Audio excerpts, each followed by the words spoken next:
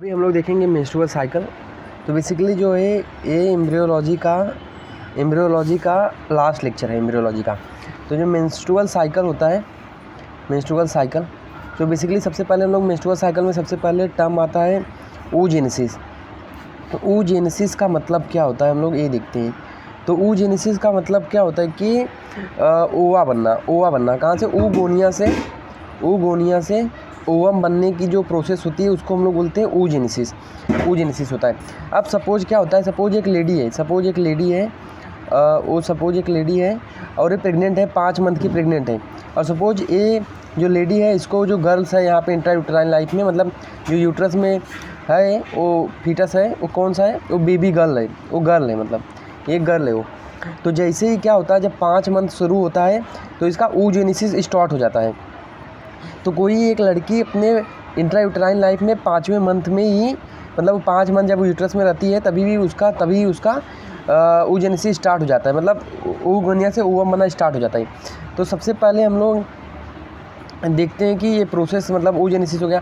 और अगर कोई मेल चाइल्ड रहेगा, सपोज ये लेडी प्रेग्नेंट है, उसको बच्चा मेल है, तो इसमें स्पर्मेटोजेनेसिस जो होता है पर वो कब होता है, प्यूबर्टी के टाइम पे होता है। अब उसके बाद हम लोग देखते हैं सबसे पहले कि जो oogenesis होता है, oogenesis और सेकेंडरी oocyte बनने में टाइम। तो सबसे पहले जब बच्ची 5 मंथ की होती है इंट्रायूटेराइन लाइफ में, 5 मंथ की, तो 6 से 7 मिलियन फॉलिकल्स होते हैं, 6 से 7 मिलियन फॉलिकल होते हैं। और वही बर्थ पे कितने हो जाते हैं, बर्थ पे कम होके 1 to 2 मिलियन हो जाते हैं, 1 to 2 मिलियन। वही जब वो प्यूबर्टी पे आती है तो प्यूबर्टी पे क्या होता है कि 4 से 5 लाख ही फॉलिकल बचते हैं, 4 से 5 लाख ही फॉलिकल बचते हैं। ये अपने को ध्यान रखने का रहता है, ये अपने को ध्यान रखना, याद रखने का है। अब इसके बाद क्या होता है कि सेकेंडरी oocyte जो होता है, सेकेंडरी oocyte कब बनता है, जब भी प्यूबर्टी आती है। उसके पहले क्या रहता है ओवरी में, प्राइमरी oocyte। मतलब कोई लड़की अगर 9 ईयर की है, सपोज 9 ईयर के, तो उसके ओवरी में क्या होगा, प्राइमरी oocyte होगा, प्राइमरी oocyte। और कोई लड़की अगर 19 ईयर की है, 19 ईयर की, तो उसके ओवरी में क्या होगा, सेकेंडरी oocyte होगा, सेकेंडरी oocyte। तो ये अपने को बहुत अच्छे से मालूम होना चाहिए। ये हो गया। अब क्या होता है कि जैसे प्यूबर्टी आती है, तो जो प्यूबर्टी आती है वो क्या करती है, एक्टिवेट कर देती है HPO एक्सिस को। HPO एक्सिस मतलब हाइपोथैलेमस, पिट्यूटरी और ओवरियन एक्सिस क्या होते हैं, एक्टिवेट हो जाते हैं। तो जैसे ही प्यूबर्टी आती है तो एक्टिवेट हो जाता है अपना HPO एक्सिस। तो हम लोग सबसे देखते हैं HPO एक्सिस मतलब होता है इसमें क्या है कि इसमें क्या होता है, जैसे हाइपोथैलेमस है, ये हाइपोथैलेमस है, और यहाँ पे एंटीरियर पिट्यूटरी, यहाँ पे पोस्टीरियर पिट्यूटरी। तो एंटीरियर पिट्यूटरी यहाँ पे क्या होता है, गोनाडोट्रोपिक रिलीजिंग हार्मोन निकलता है, कहाँ से, हाइपोथैलेमस से। एंटीरियर पिट्यूटरी को स्टिमुलेट करता है तो वहाँ से निकलता है फॉलिकल स्टिमुलेटिंग हार्मोन और लुटिनाइजिंग हार्मोन। ये फॉलिकल स्टिमुलेटिंग हार्मोन मतलब का मतलब क्या है, फॉलिकल को स्टिमुलेट करना। तो मतलब सपोज ये अपनी क्या हो गई, ओवरी हो गई। और सपोज इसमें क्या है, छोटे पहले छोटा फॉलिकल है, उसके बाद फॉलिकल बड़ा होगा। तो सपोज अगर ये अपना प्राइमरी oocyte है, सपोज ये प्राइमरी oocyte में बना रहा हूँ, दिस इज़ प्राइमरी oocyte। तो क्या होगा, इसके बाहर लेयर होती है, इसको हम लोग बोलते हैं ग्रेनुलोसा लेयर, इसके बाहर होती है थीका लेयर। तो ये प्राइमरी oocyte मैंने बना दिया। आगे जाके एक सेकेंडरी oocyte बनेगा। तो ये प्राइमरी oocyte है, ये इसकी ग्रेनुलोसा लेयर है, और ये इसकी ये ग्रेनुलोसा थीका लेयर है। ये हो गया। तो बेसिकली क्या होता है, जो फॉलिकल स्टिमुलेटिंग हार्मोन होता है वो क्या करता है, इस ग्रेनुलोसा सेल पे एक्ट करता है, ग्रेनुलोसा सेल पे क्या करता है, स्टिमुलेट करता है, इसको एक्ट करता है। और फॉलिकल स्टिमुलेटिंग हार्मोन मैंने बता दिया, जब ये ग्रेनुलोसा सेल पे क्या करेगा, एक्ट करेगा, तो एस्ट्रोजन और इनहिबिन 2 हार्मोन निकालता है। अब ये दोनों का काम क्या होता है, एस्ट्रोजन और इनहिबिन का, ये फॉलिकल स्टिमुलेटिंग हार्मोन को डीएक्टिवेट कर देते हैं, मतलब इसको डीएक्टिवेट, इसको मतलब निगेटिव फीडबैक देते हैं हाइपोथैलेमस पे, तो ये कम हो जाता है। तो follicle stimulating hormone negative feedback जाता है तो ये कम हो जाता है। इसको क्यों निगेटिव फीडबैक देना है, क्योंकि क्या होता है कि एक टाइम पे हम लोग को एक ही सेकेंडरी oocyte रिलीज होता है ड्यूरिंग ओवुलेशन, जब 14 डे पे। तो अपने को एक ही ग्राफिकल फॉलिकल चाहिए, मतलब मैच्योर फॉलिकल एक ही चाहिए। तो इसी के लिए क्या होता है, एक ही फॉलिकल मैच्योर हो जाता है जब, तो यहाँ पे निगेटिव फीडबैक चले जाता है ताकि और फॉलिकल मैच्योर ना हो, ताकि एक टाइम पे एक ही oocyte निकलता है, सेकेंडरी oocyte निकलता है। ये हो गया। देन इसके बाद एस्ट्रोजन और इनहिबिन। अब एस्ट्रोजन और इनहिबिन का काम क्या होता है, जो बेसिकली ये एस्ट्रोजन होता है, मेनली एस्ट्रोजन, ये क्या करता है ये एक्ट करता है यूट्रस पे और प्रोलिफरेशन कराता है। मतलब प्रोलिफरेशन मतलब एंडोमेट्रियम की थिकनिंग कराता है। प्रोलिफरेशन मतलब मल्टीप्लिकेशन कराता है, ताकि जो है प्रेगनेंसी अगर आगे हो तो उस पर बच्चा ईजिली जो है अटैच हो सके। अब उसके बाद ये क्या करता है, ल्यूटिनाइजिंग हार्मोन का लेवल इंक्रीज कर देता है। ल्यूटिनाइजिंग हार्मोन का लेवल इंक्रीज कर देता है, उस पर स्टिमुलेट करते हैं। तो क्या होता है, अभी एस्ट्रोजन क्या किया, ल्यूटिनाइजिंग हार्मोन का सबसे पहले प्रोलिफरेशन कराता है एंडोमेट्रियम का, उसके बाद ल्यूटिनाइजिंग हार्मोन को स्टिमुलेट किया तो इसका लेवल बढ़ गया। तो एक तो पहले होगा एलएस सर्ज।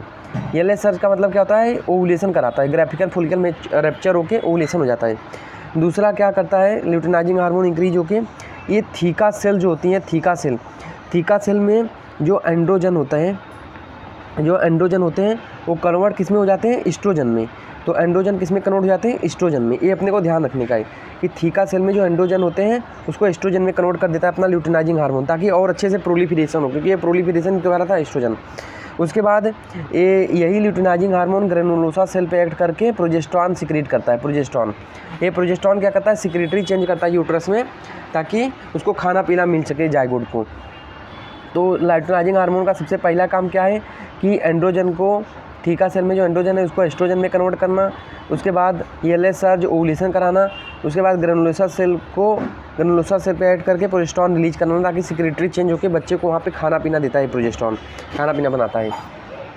अब क्या होता है कि अभी सेकेंडरी oocyte मिलनी कभी बनता है, पता है क्या, सेकेंडरी oocyte कब बनता है, जब भी वो अपना एलएस सर्ज होता है। एलएस सर्ज जब होता है तो एलएस सर्ज का मतलब क्या होता है, जैसे अभी मैंने बताया कि जैसे सबसे पहले oogonia रहता है, ये प्राइमरी oocyte में कन्वर्ट होता है।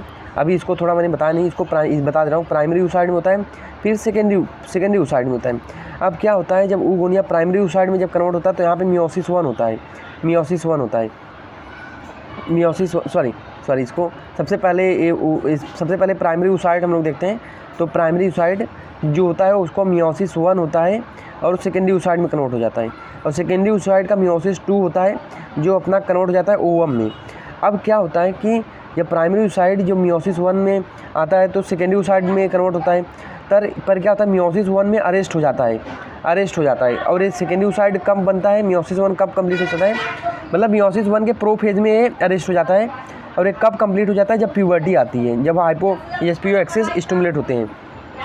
और ये कराता कौन है, ल्यूटिनाइजिंग हार्मोन कराता है, ये ध्यान रखने का अपने को। उसके बाद जो मियोसिस टू होता है वो क्या होता है, वो भी अरेस्ट हो जाता है मेटाफेज वन में, मियोसिस टू के।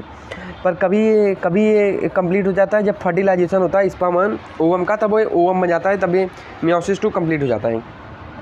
ये हो गया अपने को, तो ये अपने को ध्यान रखने का है। देन इसके बाद क्या हो गया, सेकेंडरी oocyte जब बन जाता है, सेकेंडरी oocyte जब रिलीज हो जाता है कहाँ से, ओवरी से। तो सेकेंडरी oocyte ओवरी से रिलीज होता है ग्राफिकल फॉलिकल रैप्चर होके। और अगर इसको स्पर्म मिलेगा तो ठीक, नहीं मिलेगा तो ये मेंस्ट्रुअल ब्लड के थ्रू वापस आ जाएगा, उसको निकल जाएगा वजाइना के थ्रू।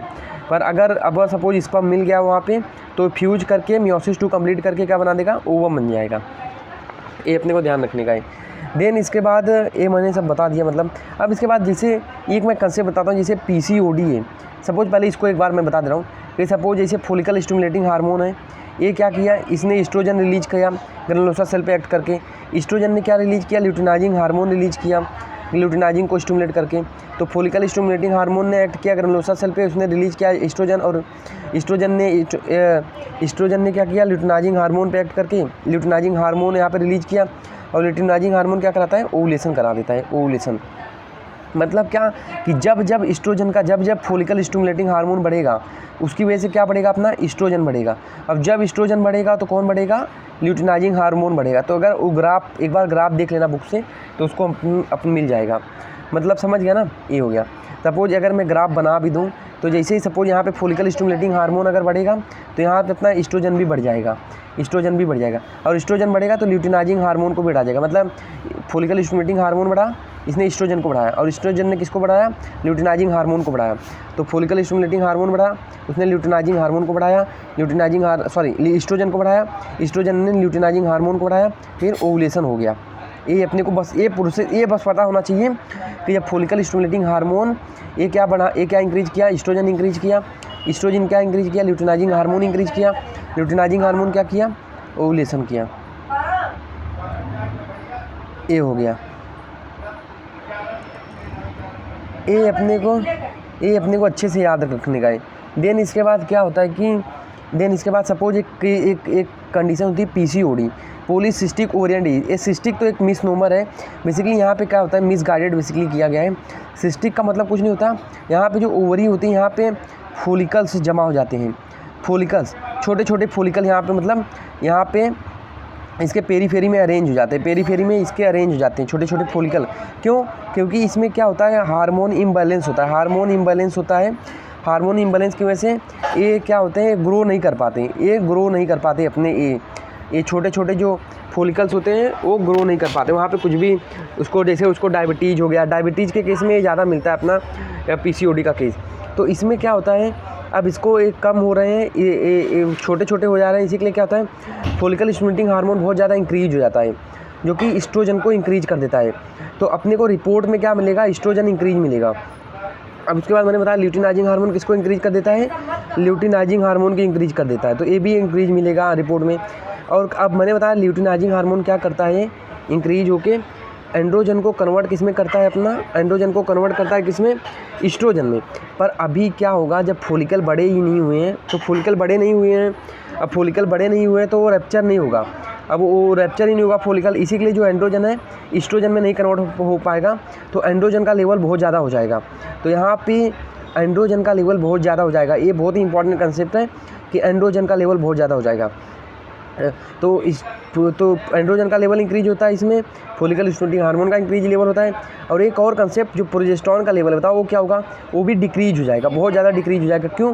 क्योंकि ग्राफिकल फॉलिकल बड़े ही नहीं है तो रप्चर ही नहीं होगा, वो रप्चर नहीं होगा क्योंकि ल्यूटिनाइजिंग हार्मोन क्या कराता है, ग्रेनुलोसा सेल पे एक्ट करके प्रोजेस्टेरॉन बनाता है, पर वो एक्ट ही नहीं कर पाएगा क्योंकि वो छोटे हैं फॉलिकल्स।